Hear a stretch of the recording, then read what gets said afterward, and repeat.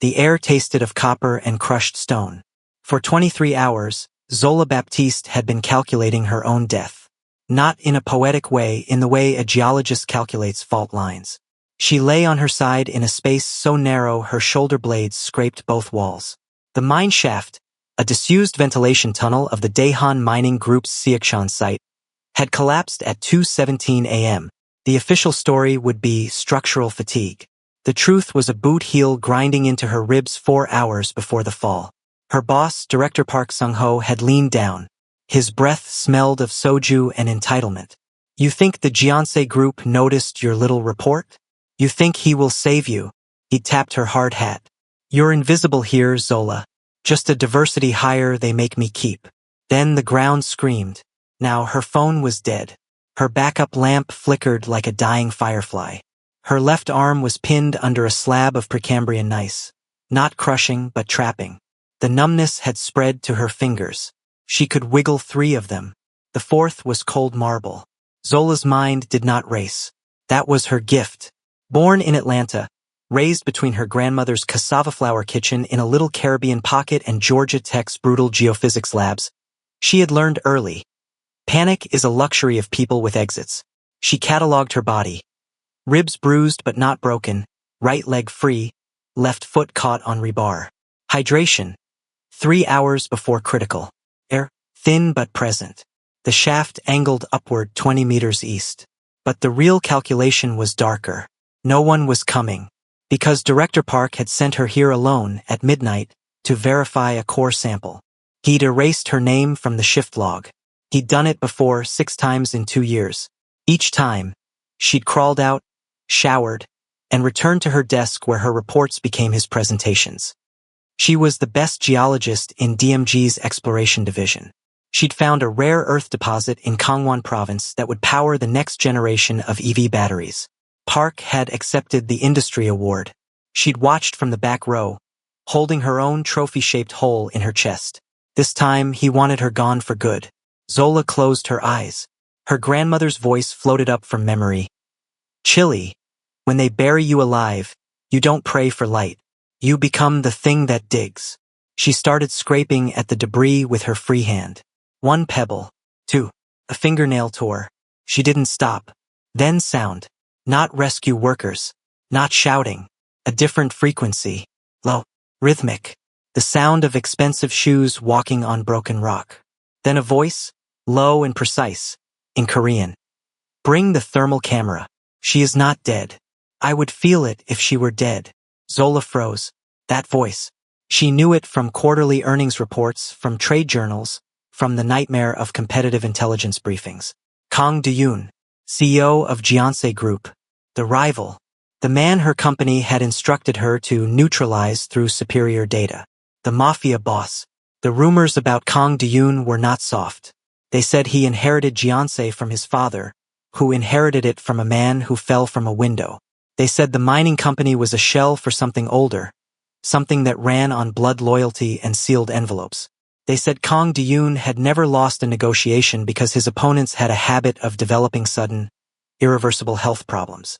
But they also said he had a degree in geological engineering from Columbia, that he personally reviewed every core sample from every Jeonse site, that he could identify a mineral by licking it.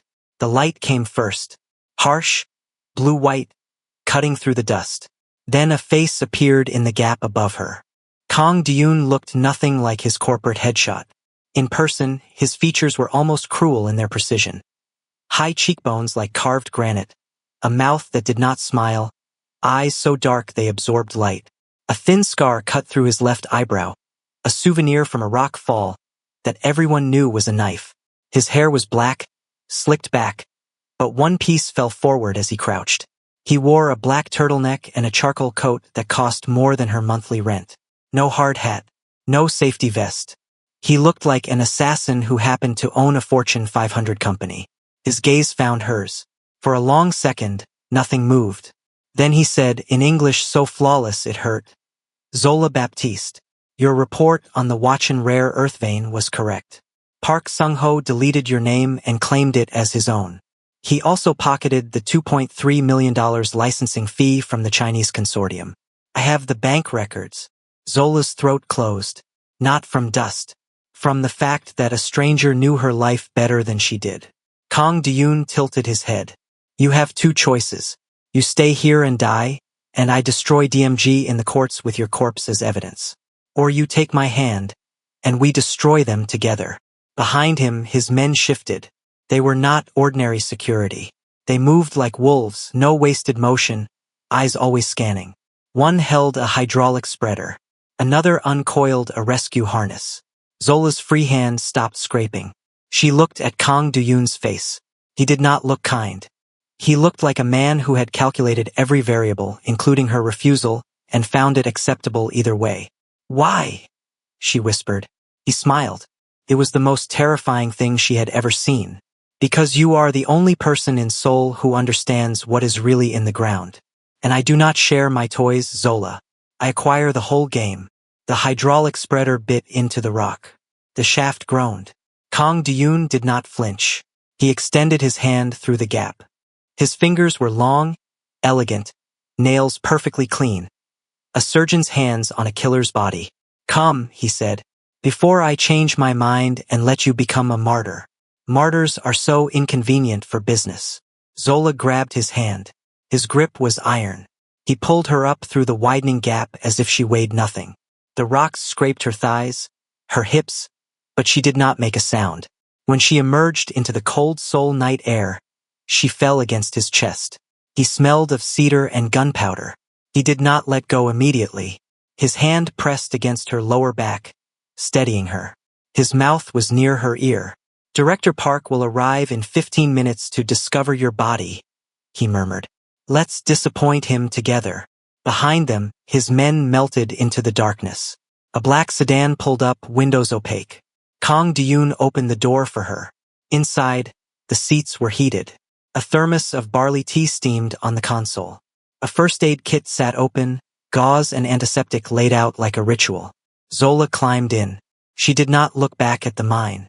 She looked at Kang Duyun as he settled across from her, legs crossed, watching her with an expression she could not name. You're a monster, she said. He nodded. Yes, but I am a monster who read your doctoral thesis on geochemical signatures of hydrothermal vent deposits. Page 47 changed my entire extraction strategy. He paused. You are not a monster, Zola. You are an artist who has been forced to draw with coal. I am offering you a diamond-tipped pen. The car pulled away. The mine receded into darkness. Zola's hands trembled, not from fear. From fury she had swallowed for 2 years, finally breaking its leash. I want Park's career, she said. Not his life. His career. I want him to wake up every morning knowing he is nothing. Kang Duyun's smile returned.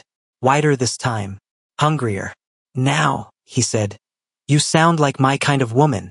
3 weeks later, Zola stood in the lobby of Jeonse Group's headquarters in Jangmyo-gu, Seoul. The building was a study in contradictions. Traditional Hanok roof tiles over a glass and steel skeleton. Inside, the walls displayed both Chosun dynasty landscapes and abstract expressionist paintings. Kang Duyun's office occupied the entire top floor. The elevator required a fingerprint, a retinal scan, and a code that changed hourly. Zola had none of those. She had a temporary badge that said, consultant, and a security escort who had not spoken a single word. She had not seen Kang Duyun since the mine. His men had delivered her to a private hospital, paid for a surgeon to reattach her torn fingernail and stitch the gash on her forearm, and left a prepaid phone with a single contact, KDY. The phone had not rung. She had called her mother in Atlanta, Mama, I'm fine, I just changed jobs, and her grandmother in Kingston. Chilly, if a man digs you out of a hole, you owe him a conversation at least. Then she had waited.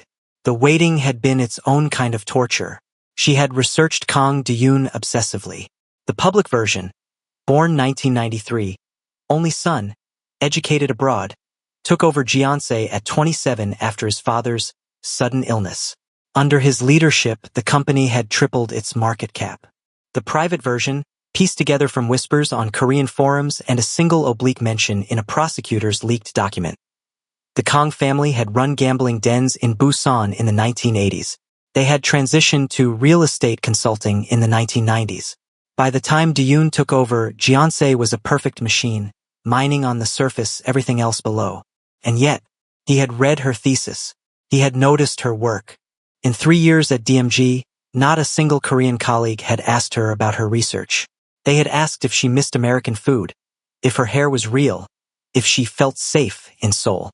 They had never asked about the Cambrian-Ordovician boundary or the geophysical signatures of lithium-bearing pegmatites.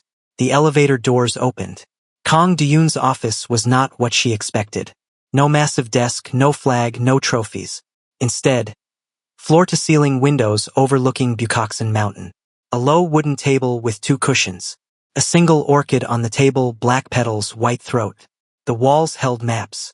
Not corporate maps. Hand-drawn geological surveys, some dating back to the Japanese occupation. His grandfather's notes, she realized. His father's. His own in precise script. And in the center of the room, standing with his back to her, Kang Duyun. He wore a dark burgundy sweater and black trousers. No shoes, just gray socks on the heated floor. He looked younger without the armor of his coat. He looked tired. "Close the door," he said without turning. Zola closed it. He turned. His eyes swept over her, not leering but assessing. She had dressed carefully. High-waisted charcoal trousers, a cream silk shell, a structured burnt orange jacket with oversized lapels. Her hair was in a high puff, gold hoop earrings catching the light. Her features, high cheekbones like her grandmother, full lips, wide-set eyes that shifted between brown and amber depending on the light, were a map of her diaspora.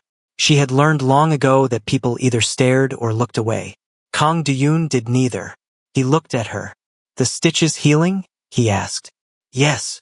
"The nightmares?" She blinked. "How do you know about the nightmares?" He walked to the low table and sat, gesturing for her to join him. "Because I have them too. Different content. Same adrenaline."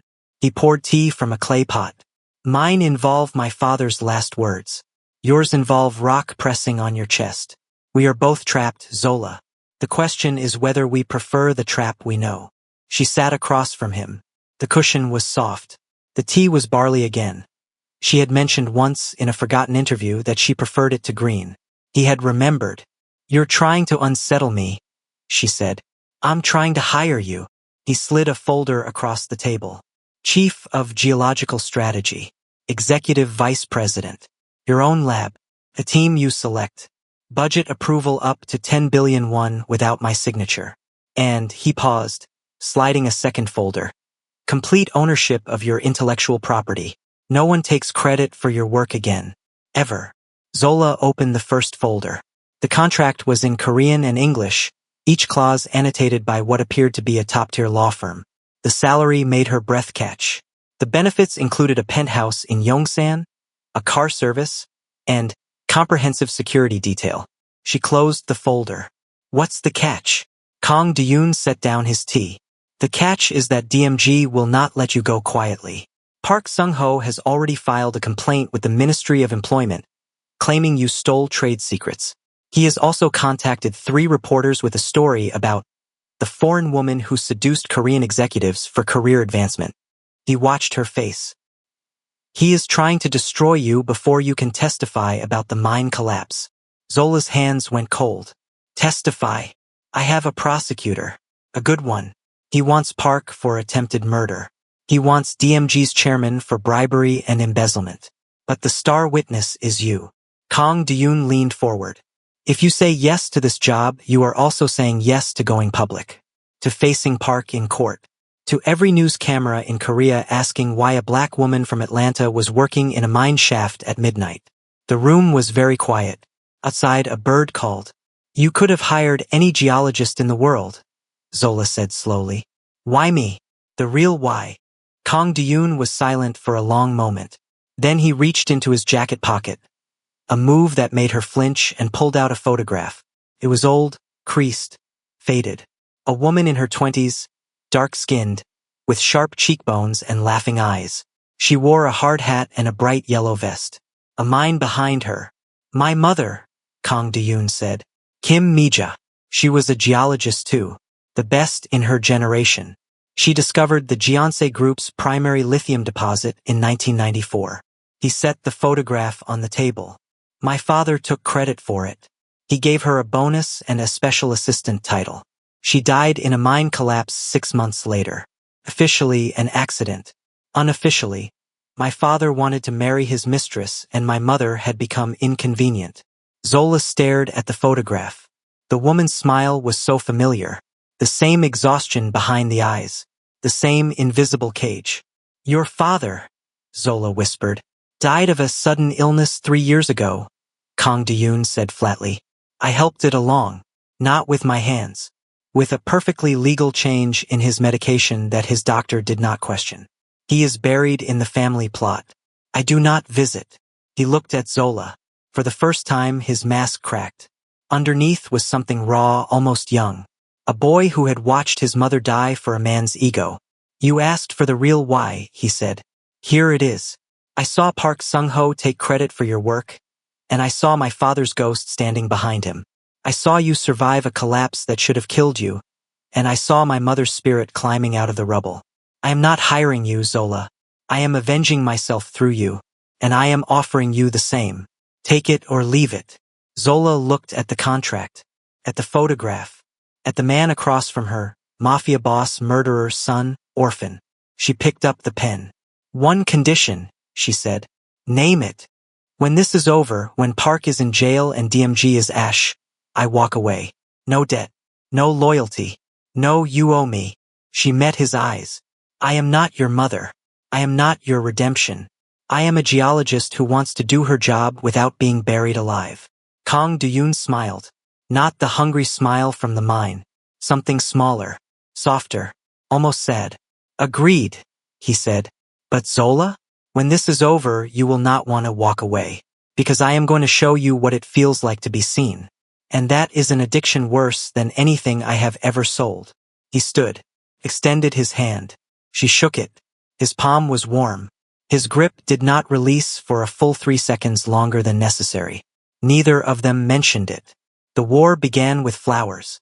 Not roses, that would be too obvious. Instead, every morning for 2 weeks, a single stem of black orchid appeared on Zola's new desk in the Jeonsei Geological Strategy Division. No note. No delivery tag. Just the flower, laid diagonally across her keyboard. The petals so dark they seemed to drink the light. Her team, 6 hand-picked geologists, 2 of whom had followed her from DMG in secret, pretended not to notice. But they noticed. Everyone noticed. The black orchid was Kang De-yoon's personal symbol. It appeared on his family crest, on the cufflinks he wore to board meetings, on the seal of his private correspondence. To give one to someone was a declaration. To give one daily was a siege. On the 8th day, Zola cornered him in the executive elevator. The flowers, she said. Stop. Kang De-yoon pressed the stop button. The elevator halted between floors. He turned to face her, close enough that she could see the fine lines at the corners of his eyes. He smelled of that cedar gunpowder cologne, but underneath was something warmer.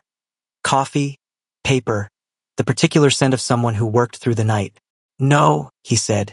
No, I will not stop, because you have not asked me to stop because you dislike them. You have asked me to stop because they make you feel something you are not ready to feel. He tilted his head. Am I wrong? Zola's jaw tightened. He was not wrong. The flowers infuriated her because they were beautiful, because they were thoughtful, because every morning when she saw that dark petal against her keyboard, her heart did a stupid little skip that she could not control. This is a professional relationship, she said. Is it? He stepped closer. Not touching, not crowding, just present. You work 80 hours a week. You eat ramyun at your desk. You have not taken a single day off since you started. You cry in the bathroom after Park's lawyer sends you threatening messages. And then you come out and rewrite your deposition with red eyes and perfect composure. I know all of this because I watched the security footage of your floor. Not to monitor you, to make sure you eat. Zola's breath caught. That's invasive. Yes, no apology. But you are not safe, Zola. Park has hired men. Real men. The kind who do not send flowers. The kind who send ambulances. My security team has intercepted 3 men outside your building in the past week. You did not notice because I did not want you to notice. He paused. I am not courting you. I am protecting you. The flowers are because I cannot stop myself. The elevator hummed. Zola's heart hammered against her ribs. You're a mafia boss, she said. I am a man who has killed people, he agreed. I have ordered things that would make you vomit. I have done business with people who sell children. I will go to hell when I die, and I will deserve it. He reached out, slowly, and touched a single strand of hair that had escaped her puff. He did not tuck it back, just held it, as if it were a relic. But I have never met anyone like you, and I will burn down every good thing I have built if it means you stay in Seoul. Zola stepped back. Her back hit the elevator wall. He did not follow. I'm not your mother, she whispered. No, he said. You are not. My mother was broken by men like me. You are not broken. You are furious and exhausted and brilliant. And you are the first person in 15 years who has made me want to be less of a monster. He pressed the start button. The elevator resumed its ascent. The flowers continue. He got off on his floor. The doors closed. Zola stood alone, her face hot, her hands shaking, and thought, I am in so much trouble. The war escalated 2 days later. Director Park Sung-ho, freshly indicted for attempted manslaughter but still free on bail, appeared on a primetime news program. He wore a navy suit and an expression of wounded dignity. The interviewer, a woman with sharp teeth and sharper ratings, leaned in. Director Park, you claim that Ms. Baptiste left DMG under duress. But sources say she was recruited by Kang Do-yoon, a man with colorful business associations. Is it possible Ms. Baptiste was always a spy? Park sighed, heavy with false sorrow. I don't want to speak ill of a former employee, but Zola was always ambitious. Too ambitious. She would do anything to get ahead. And when a man like Kang Do-yoon offers you money and attention, he let the pause hang. Well, some women are easily impressed by power.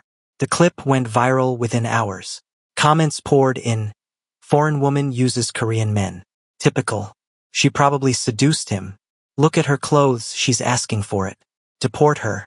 Zola watched the clip in her penthouse.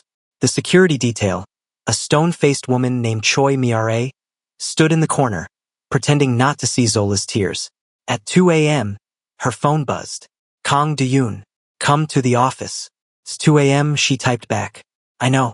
Come anyway. She went. Because she was furious. Because she was lonely. Because the penthouse was beautiful and empty, and she missed the sound of her grandmother humming in the kitchen. Jeonse headquarters was dark except for the top floor. The elevator opened directly into Kang Do-yoon's office. He stood by the windows, soul spread beneath him like a circuit board. He wore sweatpants and a worn t-shirt, no armor at all. His hair was uncombed. He looked human. He turned when she entered. His eyes were red. I watched the clip, he said, 27 times. I wanted to find the moment where I could have prevented it. If I had not recruited you, Park would have no ammunition. If I had not sent the flowers, the reporters would have nothing to speculate about. If I had not. Stop. Zola crossed the room. She stopped a foot away from him. You didn't do this. Park did this. The system that lets men like Park destroy women like me did this. You are not the problem. I am the problem, he said quietly. Because I want you, and wanting you has made you a target. She looked at him. The mafia boss. The murderer. The man who had read her thesis and remembered her tea order and sent her flowers that matched the orchid on his family crest. Then stop wanting me, she said. I can't. His voice cracked. I have tried. I have stayed away. I have worked 18-hour days. I have called old lovers just to remember what indifference feels like. Nothing works. You are in my blood, Zola. You are the geochemical anomaly I cannot explain. Zola stepped closer, close enough to feel his breath on her face. If you kiss me, she said, I will not be able to walk away, not ever. Do you understand? I will become someone who forgives a man for the things you have done. I will become someone I do not recognize. Kang Do-yoon's hands rose, cupped her face. His thumbs brushed her cheekbones. Then let us be unrecognizable together, he said. He kissed her. It was not gentle. It was the kiss of two people who had been buried alive and dug themselves out. His mouth was hot, desperate, tasting of coffee and grief. her hands fisted in his t-shirt. He pulled her closer and she let him, and for one perfect moment there was no Park, no mine, no mafia, no dead mothers. Only two bodies learning that survival could feel like this. He broke the kiss first. His forehead pressed against hers. Both of them breathing hard. "I am still a monster," he whispered. "I know," she said. "But you are my monster now." Outside, Seoul glittered. Inside, something shifted. The war for Zola Baptiste was no longer about mining rights or corporate espionage. It was about two people who had every reason to destroy each other and absolutely no intention of letting go. The final confrontation did not happen in a courtroom. It happened in a parking garage beneath DMG's headquarters. 3 days before Park Sung-ho's trial was set to begin, Zola had gone alone. Foolishly, recklessly, because Park had sent a message through a mutual contact. "Come get your personnel file, or I release it to the press. Contains everything." She knew it was a trap. She went anyway, because the file contained her grandmother's medical power of attorney, her mother's immigration documents, her own private journals from graduate school. Park had been collecting ammunition for years. She parked her car. The garage was dim, echoing. Her footsteps bounced off concrete pillars. The security detail, Choi Miare, had been ordered to stay 2 blocks away. Zola had lied and said she was meeting a friend for drinks. The first sign of trouble was the smell. Cigarette smoke. Cheap, acrid, the kind that came from black market imports. Park did not smoke, but his hired men did. She turned. 3 men blocked her path to the elevator. 2 more behind her. Korean, late 30s, dressed in dark clothes that bulged at the waist. No faces she recognized, but she recognized the stance. Professional. The kind who did not speak unless spoken to. Park Sung-ho emerged from behind a pillar. He was smiling.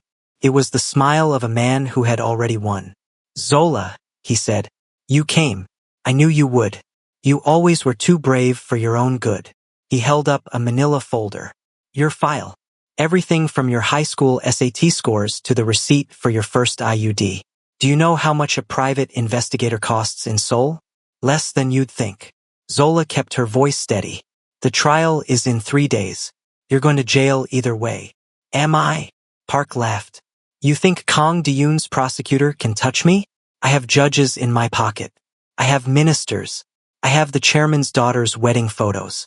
You are nothing, Zola. You are a foreign woman with a good degree and a bad attitude. And in 3 days you will be a foreign woman with a broken neck in a ditch outside Incheon." He nodded to his men. "Take her." Quietly. The men moved. Zola did not run. She had learned something in the mine shaft. Running was for prey. Instead, she reached into her jacket pocket and pressed a single button on a device Kang De-yoon had given her 2 weeks ago. Panic button. No sound, no light, but a signal that went directly to his phone, his security team, and the police unit he had bribed for exactly this purpose. Then she smiled at Park. "You should have let me die in that mine. Because now you have to look at my face while you lose." The first man grabbed her arm. She twisted, drove her heel into his instep, and bit his wrist. He swore, "Let go." The second man grabbed her hair. She kicked backward, caught his knee, felt something pop. He screamed. Then the lights went out. Not all of them, just the ones above Park's head. A deliberate, surgical darkness. When they flickered back on, Kang De-yoon was standing 3 feet behind Park. He was dressed in black from head to toe. No coat, no tie, just a black button-down, sleeves rolled to his elbows, revealing forearms corded with muscle and the edge of a tattoo. A serpent coiled around an orchid that disappeared under his cuff. He held a knife, not a dramatic one. A small, practical blade, the kind used for cutting core samples. "Director Park," Kang De-yoon said, his voice soft as silk over steel. "You touched her." Park spun. His face went gray. "Kang, this is a misunderstanding." "You touched her," Kang De-yoon repeated. "You buried her. You slandered her on national television. You hired men to follow her. And now you have cornered her in a parking garage with 5 thugs." He tilted his head. "I have killed men for less, but I will not kill you, because she asked me not to." He looked at Zola. Across the garage, through the chaos, their eyes met. She nodded. Instead, Kang De-yoon continued, I will take everything. Your company, your reputation, your freedom. The prosecutor has 3 witnesses who saw you sabotage the mine shaft. The chairman has already agreed to testify against you in exchange for immunity. And the men you hired. He gestured, and 4 more figures emerged from the shadows. His wolves, silent and lethal. They work for me now. They were never going to hurt her. They were always going to lead you here. Park's mouth opened, closed. He looked at his men. None of them moved. None of them met his eyes. You, Park whispered. You set me up. No, Kang De-yoon said. I gave you enough rope. You built the gallows yourself. He stepped forward, knife still in hand, and pressed the flat of the blade against Park's cheek. If you ever look at her again, I will not use a courtroom. Do you understand? Park nodded, trembling. Good. Kang De-yoon stepped back. Take him. His men swarmed. Park screamed, cursed, tried to fight, but he was a paper tiger. Within seconds, he was in plastic cuffs, being marched toward a black van. The other 5 men followed without resistance. They knew who paid better. The garage fell silent. Kang De-yoon turned to Zola. His face was unreadable. But his hands, the hands that had held a knife, that had signed contracts, that had killed, were shaking. You came alone, he said. You did not wait for backup. You pressed the button only after they surrounded you. His voice cracked. You could have died. I didn't, she said. You could have. He closed the distance between them. His hands cupped her face again. The same gesture as the night in his office. But this time his fingers trembled. I cannot protect you from yourself. I cannot make you less brave, less stubborn, less willing to walk into fire. And I love you for it. I love you so much it is destroying me. Zola's heart stopped. Say it again, she whispered. I love you. He said it like a confession, like a crime, like a prayer. I love your mind and your fury and the way you bite men who grab your arm. I love that you cry in the bathroom and come out fighting. I love that you are too good for me and that you choose me anyway. I love you, Zola Baptiste. And I am terrified every second of every day that I will be the one who buries you. She kissed him. In the middle of a parking garage, surrounded by the echoes of violence, with Seoul's cold air seeping through the concrete. She kissed him like he was the answer to a question she had not known she was asking. When she pulled back, her eyes were wet. You are not going to bury me, she said. You are going to stand next to me while I bury everyone who tried. And then we are going to figure out what 2 monsters like us do with the rest of our lives. Kang De-yoon laughed. A real laugh, surprised out of him, bright and strange and beautiful. We mine, he said. We mine the earth until it gives up its secrets. And then we go home. Where is home? She asked. He looked at her. The mafia boss, the orphan, the man who had killed his own father. Under the flickering garage lights, he looked almost peaceful. Wherever you are, he said. That is home. 3 months later, Park Sung-ho received a life sentence for attempted murder, embezzlement, and bribery. Zola testified for 6 hours, her voice steady, her eyes dry. Kang De-yoon sat in the front row, the black orchid on his lapel matching the one in Zola's hair. That night, they stood on the balcony of the Yongsan penthouse. Seoul glittered below them, indifferent and infinite. Zola held a glass of Macchiali. Kang De-yoon held her free hand.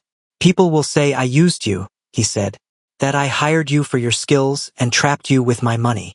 People will say I used you, she replied, that I seduced a powerful man for revenge. He smiled. Let them talk. Let them, she agreed. She set down her glass, turned to face him. The city lights caught her face, her unique features, the cheekbones from Kingston, the eyes from Atlanta, the mouth that had learned to smile again. I have a condition, she said. Name it. When we have children, and we will have children because I refuse to let your bloodline end with a man this handsome, they will know everything. The mine, the mafia, the grandfather they will never meet. No secrets. Kang De-yoon's breath caught. Children. Did you think I was joking about forever? She raised an eyebrow. I am a geologist, Kang De-yoon. I think in epochs. You are my Cambrian explosion.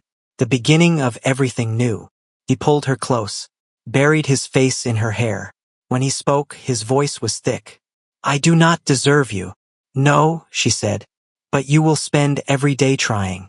And that, Kang Do-yoon, is more than most women get. Below them, Seoul turned. Above them, stars emerged, indifferent and eternal. And between them, two people who had been buried alive held onto each other like the only solid ground in a collapsing world. Hey loves, this story teaches us that your worth is not determined by who takes credit for your work. It's determined by who sees you when you are buried. Thank you so much for watching. Kindly like and subscribe.